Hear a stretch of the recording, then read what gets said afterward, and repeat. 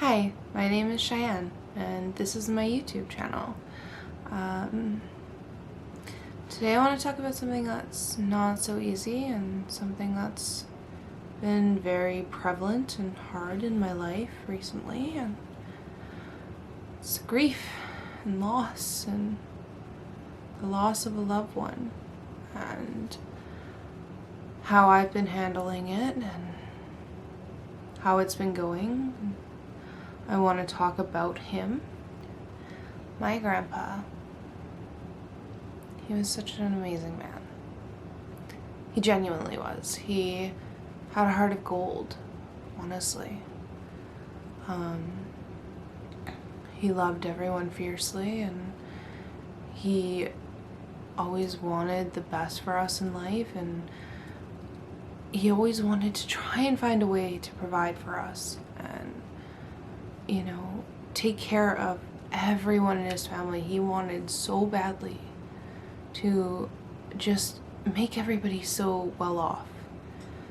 But at the end of the day, he gave us something better than money. He gave us love. And not everybody in this world has the love that our family has. And we are very lucky and very fortunate. And in our own way, that is how we are rich. We are rich with love. We are rich with family, and we're very lucky, to have that. And, money can come and money can go, but love is what makes life worth living. And, I have so many people in my life that have taught me how to love and how to receive love, and he's one of the main people. My mom is truly the person who taught me how to love, though. But he taught her how to love. So it all rounds back.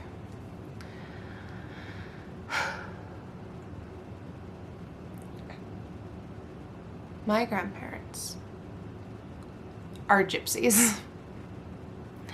They've moved more times than I can count. Toronto, Ontario, Medicine Hat, Calgary. They've been all over.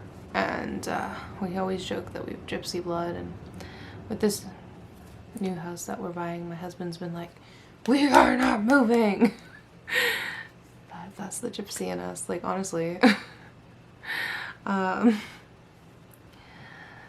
Anyhow, they had been living in Medicine Hat for so long, and they moved back to Calgary, and I said to my mom, I'm going to build a relationship with them, but not just like a relationship. I'm going to build a deep and meaningful connection with them, because I want to have memories of them before they die, because I want to carry on their memories.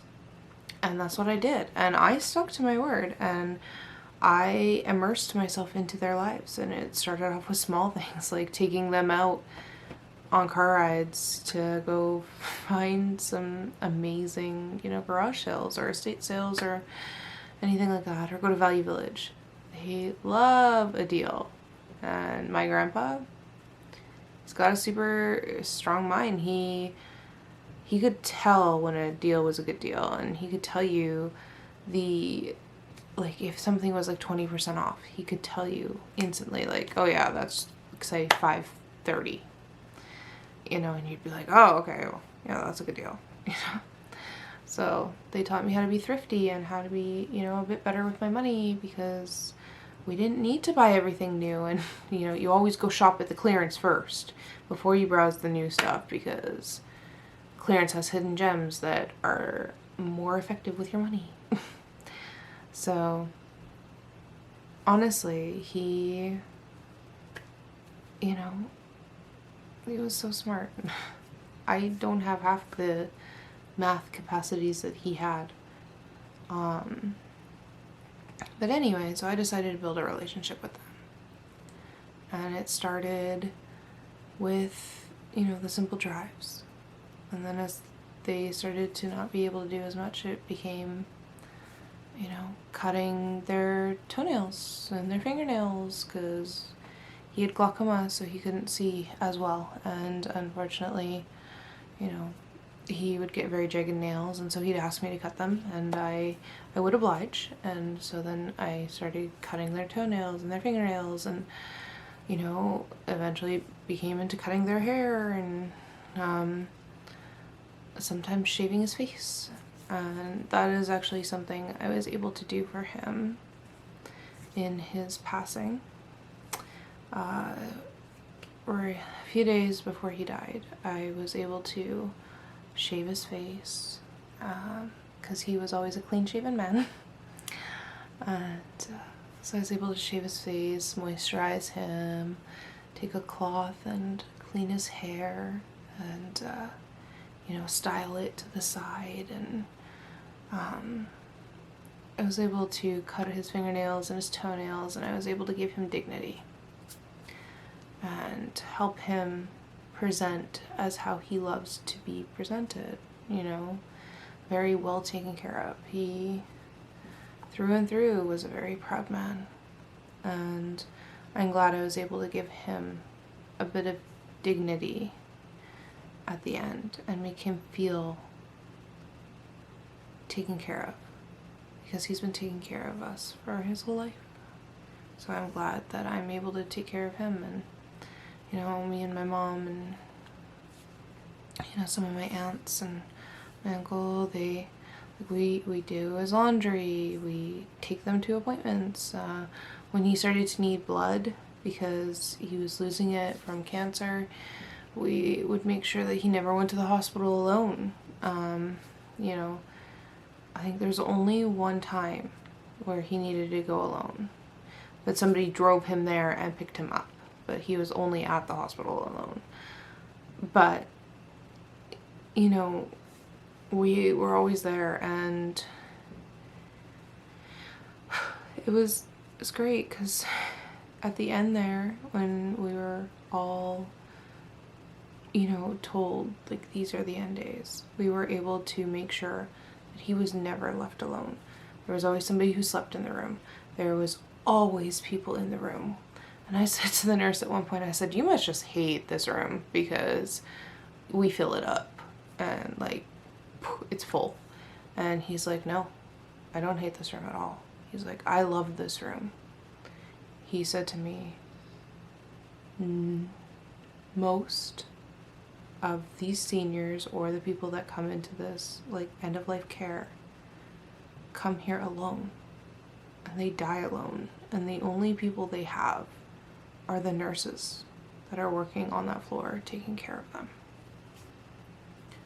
And that made me really sad, but I'm so grateful that my family just, like, stepped up and made sure that he never felt that way. He left this world knowing that he was loved. He felt so full of love, and he felt so lucky that so many people were there in his final days, hours, minutes. But, you know, I'm very thankful that his death was peaceful. But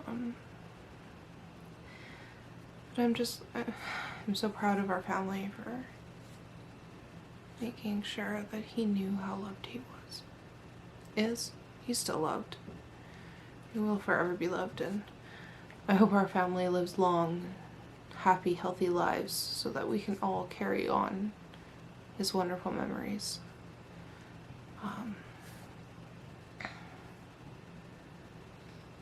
I am very blessed that I got the opportunity to take care of him and my grandma, and I promised my grandpa that I will continue to take care of and look after my grandma.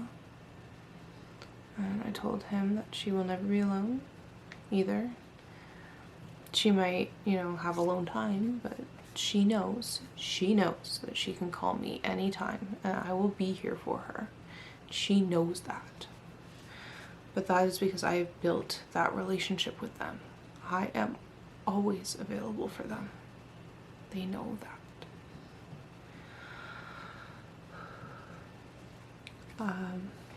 I at his funeral was able to create 2 videos that happened to play at his funeral, and they are on this channel. And the first video makes everybody cry, and I've watched that video so many times, editing it and watching it after to make sure it was good. I mean, there is one glitch in it, but still overall very, very good video, and it makes me still cry because I love him so much, and I am sad that I will never call there again and have him pick up and be like, "What's up, baby?" You know, and I'll be like, "Hi, grandpapa." And that conversation just, it's not gonna happen again. And I'm sad, and I'm gonna miss him.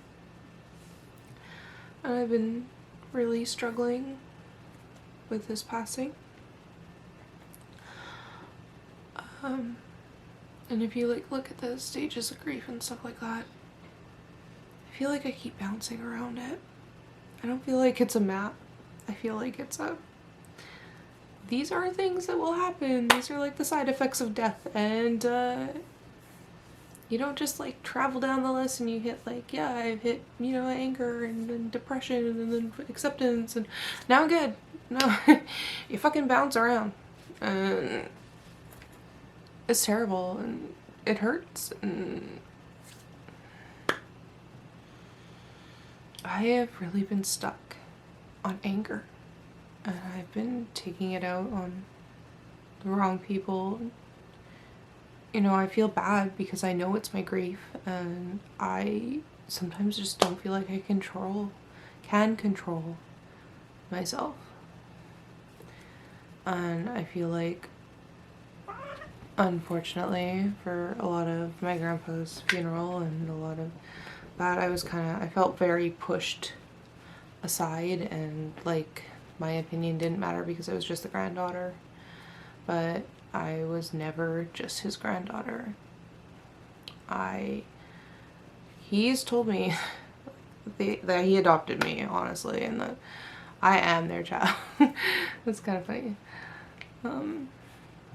But I know in my heart, and he knows, and lots of people know, that I was more than his granddaughter. I was his granddaughter. I was his caretaker. I was his adopted daughter. I was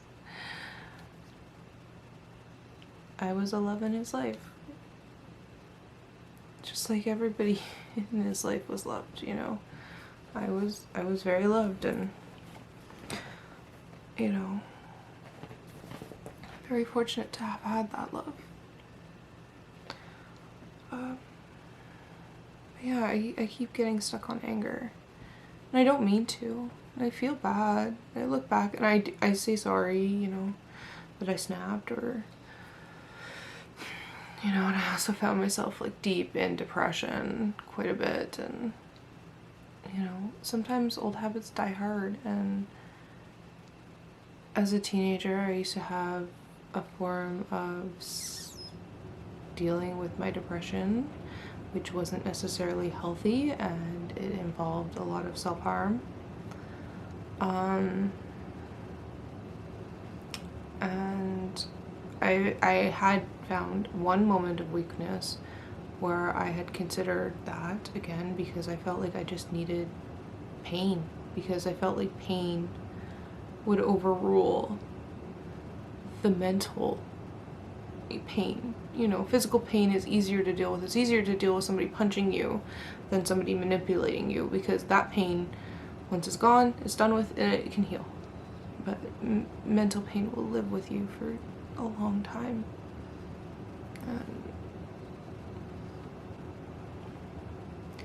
It's not easy. It will never be easy, and I'm hoping that I just get to the point where I just look back on him with fondness, and that I forever carry his memory forward, and that my children remember him. you know, I have photos, I have videos, and those will last. And he will last forever in our hearts. I just keep getting stuck in anger, depression, and I did finally accept his death while he was dying, because we had 3 weeks where he was in the hospital dying, and we were very lucky that we got to say goodbye to him, and I'm very blessed that we had that time. I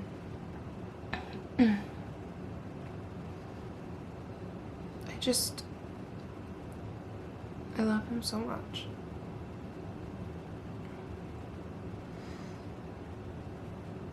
And, you know,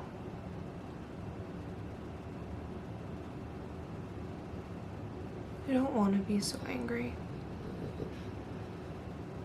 I want to show compassion and love, and I want to be there for everybody and be like their rock.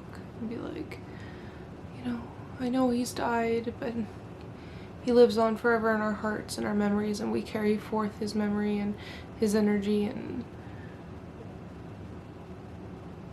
But I haven't been able to be that person. I haven't been able to be strong. I've been very weak, and I know I've been very weak, and you know what? My grandma said to me, "You need to toughen up, girl." I looked at her and I said, "No, I don't." It's like, I don't need to be tough. I'm allowed to be weak. I'm allowed to be... I'm allowed to be weak. Because one day I will get better. And one day we will just look back on him with fondness, and we won't have all this sadness anymore. Because he did live 90 years. And he did die just short of my 30th birthday. And so I was very fortunate in this lifetime to get just under 30 years with that amazing man.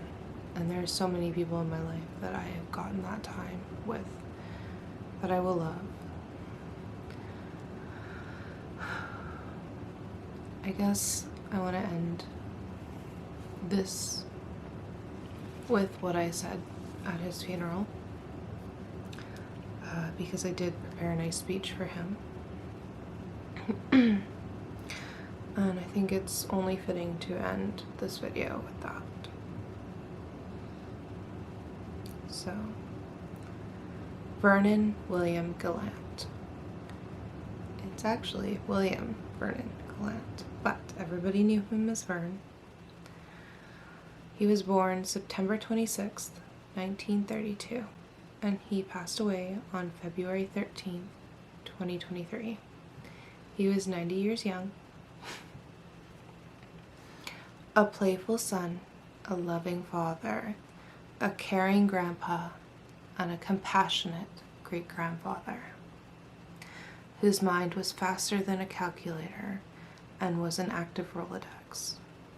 He was born with an enlarged heart because the world knew he needed such a big one for all the love this wonderful man had to give.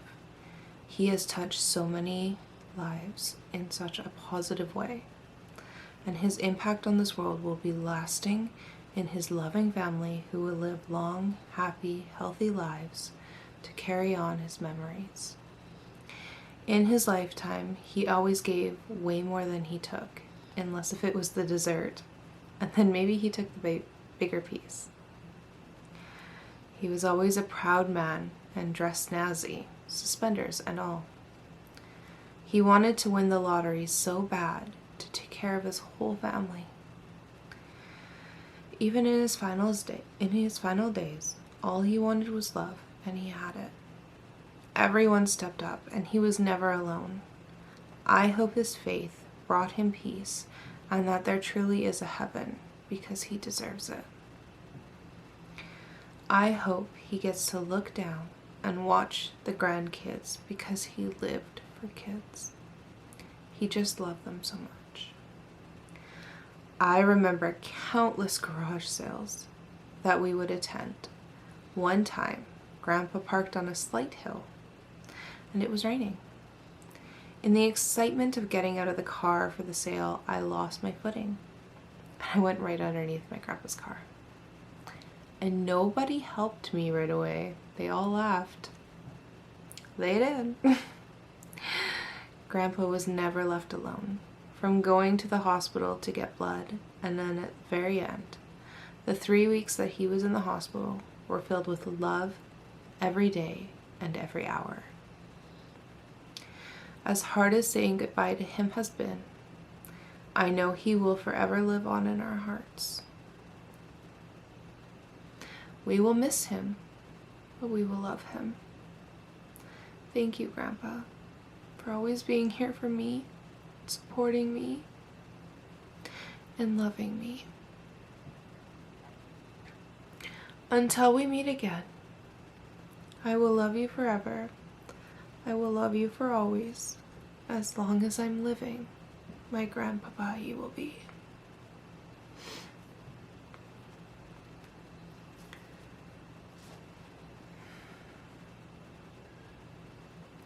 I know everybody's grief is different, and I know my experience isn't going to be like yours, but you're not alone.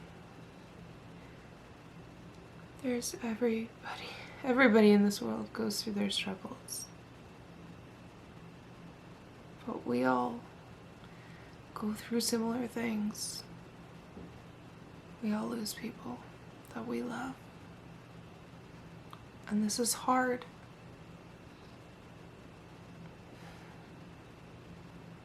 But what matters is the memories that we made with those people while they were here. The love that we gave them and the love that we received from them. It's never going to be easy to lose someone. It's always going to be a hard thing.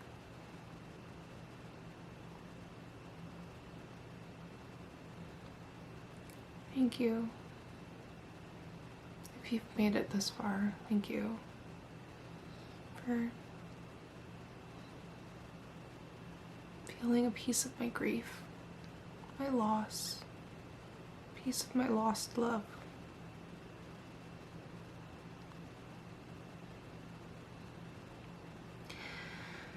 Until we meet again, Grandpa. I love you, and I will look after Grandma, and I will look after my kids, and I will love them. And I know you loved them, and I know you loved me. Thank you.